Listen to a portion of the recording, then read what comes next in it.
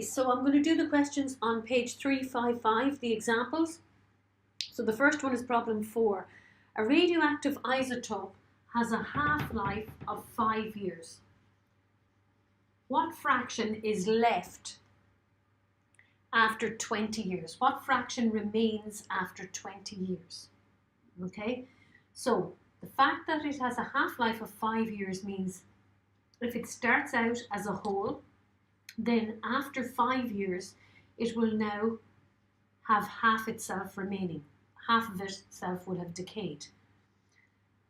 That's what the half-life means. It's the time for half of the atoms to decay.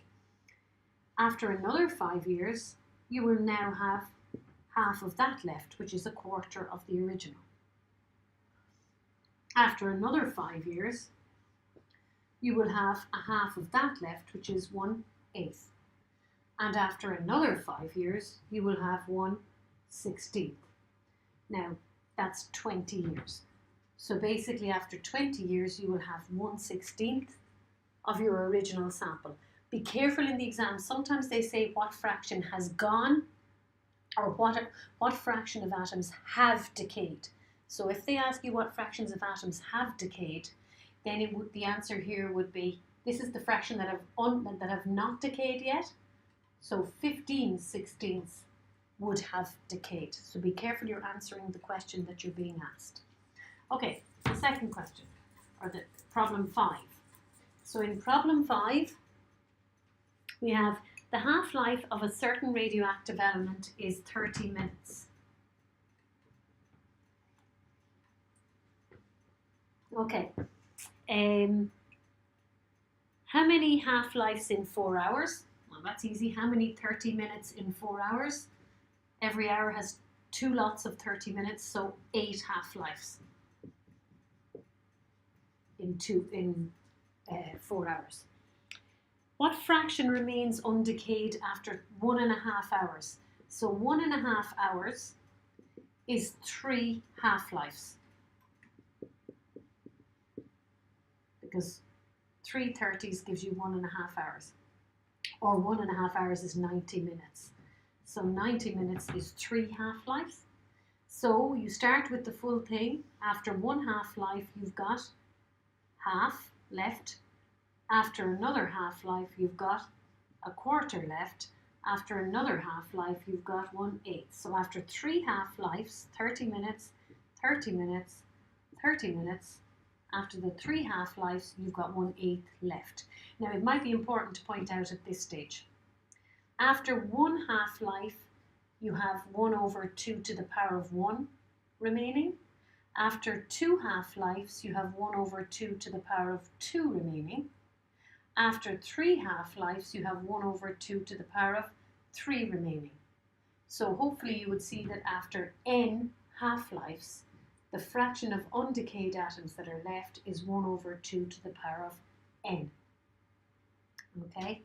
It's just a useful formula if you want to use it. And the reason that it's 2 to the power of is because you're multiplying by a half in each time. In other words, you're getting a half of it each time. Okay. The third part of that was what fraction has decayed in 3 hours? So in 3 hours, that is 180 minutes, which is 6 half-lives. So 6 half-lives would leave you remaining 1/2 to the power of 6, which is 1/64. So the fraction that's remaining after 6 half-lives is 1/64. Okay? If they asked you what fraction had decayed, it would be 65/64. So just to be careful, as I say, in terms of answering the question. Okay, the next one.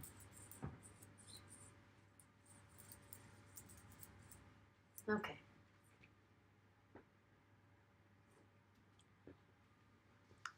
Problem 6. The activity of a radioactive sample decreases to 1/32. So A goes to A over 32. It goes to 1/32 of what it was. After 250 years. 250 years. what is the half-life of that sample. Okay, remember we said the activity behaves the same as the number of decayed atoms. So the activity will go from the value at the start to half itself in one half-life. It'll then go to quarter of itself in a second half-life, and it'll then go to 1/8 of itself after a third half-life, 1/16 of itself after a fourth half-life, and 1/32 of itself after 5 half-lives. Well, we're told it does that in 250 years, which then means, since the half-life is the same, 5 half-lives is equal to 250 years, so the half-life is going to be 250 divided by 5, which is 50 years. Again, you could have done that quickly if you realise that 1/32 is 1/2 to the power of 5. So if A goes to A/32, then it has gone down to 1/2 to the power of 5 of what it was, and that means 5 half-lives. So 5 half-lives equals 250 years. 1 half-life is 50 years. Okay, so that just to remind you that the activity also, with over a half-life, will half itself. The next one, the isotope SR38 90 decays by beta decay. So you have a beta decay. Now remember what happens with a beta decay? A neutron turns into a proton plus an electron, or a proton turns into a neutron plus a positron. Okay, but we don't need that for this question really. They're just telling you it decays, it's a beta decay, and it tells you that the decay constant, lambda, is equal to 8. The decay constant is 8 by 10 to the minus 10 seconds to the power minus 1. Let's remember the decay constant. The decay constant is the constant that relates the activity to the number of undecayed atoms. Okay. The question is, calculate the number of atoms present in a sample of this isotope which emits 2.4 by 10 to the power of 4. It emits 2.4 by 10 to the power of 4 beta particles per second. So let me clarify that number. Yeah.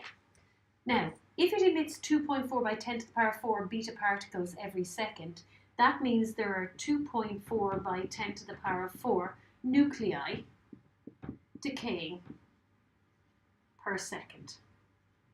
And remember, that is A. A is the number of nuclei decaying per second. So they're telling us what A is. They're telling us what lambda is. So we need to find n. So it's a straightforward divide by lambda. N is equal to A over lambda. Okay.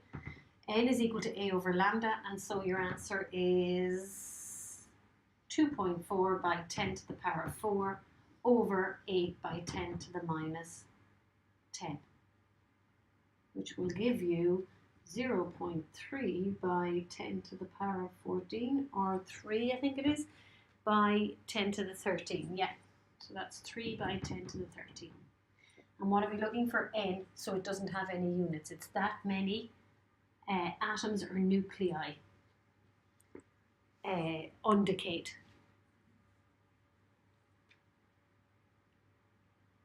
The half, number 8.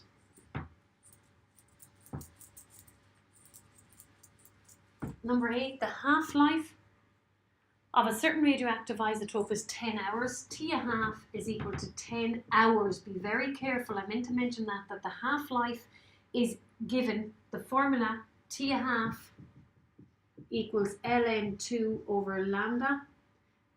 The T1/2 needs to be in seconds, and lambda needs to be in seconds to the minus 1. Okay, so it's 10 hours and the question is, what's lambda? Okay, so t1/2 is equal to ln2 over lambda. Lambda times t1/2 is equal to ln2, multiplying both sides by lambda, and then lambda is equal to ln2 over t1/2. So your decay constant is the natural log of 2, log to the base e of 2, divided by 10, but we want this in seconds to the -1, so it's 10 hours by 60 by 60 to turn it into seconds. Okay, and the answer turns out to be 1.95 by 10 to the -1. You don't need that, it's in the book. Okay, it's the method I'm trying to go over here. Right, and problem 9. The half-life of uranium-235, which we will be talking about when we talk about nuclear, it's an alpha emitter. Again, that's just for interest. It's alpha particles are what it emits, and it's 8 by 10 to the 8. So t1/2 is 8 by 10 to the power of 8 seconds -1. Oh no, years, sorry, years, sorry, not seconds -1, anyway, years. Okay. Find the number of alpha particles emitted per second.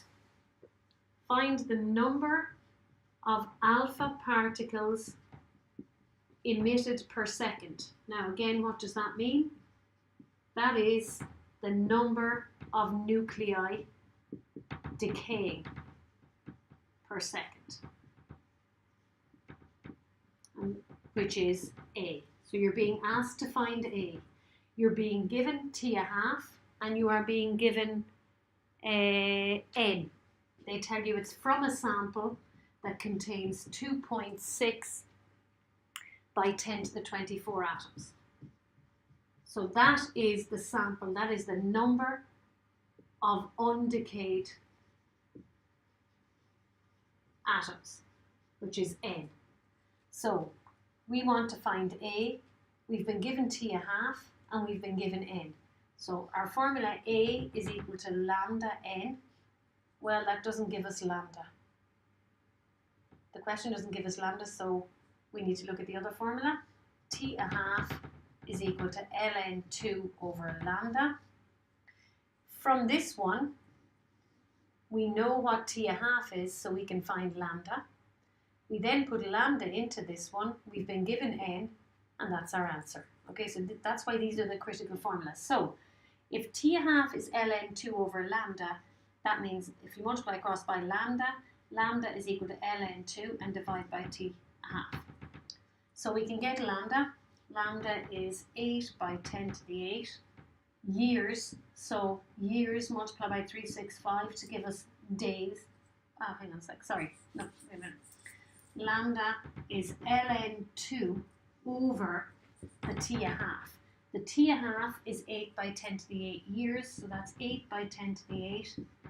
Put it into seconds, so 365 days in a year, 24 hours in a day, and 3,600 seconds in an hour. So from that you get lambda, and lambda turns out to be no, it doesn't. It turns out to be 2.7469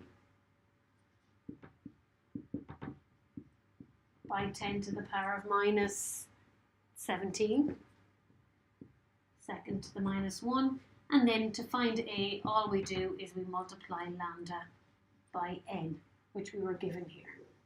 So we just multiply that answer, lambda, by 2.6 by 10 to 24. It's done in the example, so I don't need to do it. It's more the method. Okay. For homework, can you do all of those questions 1 to 16 in exercise 30.1?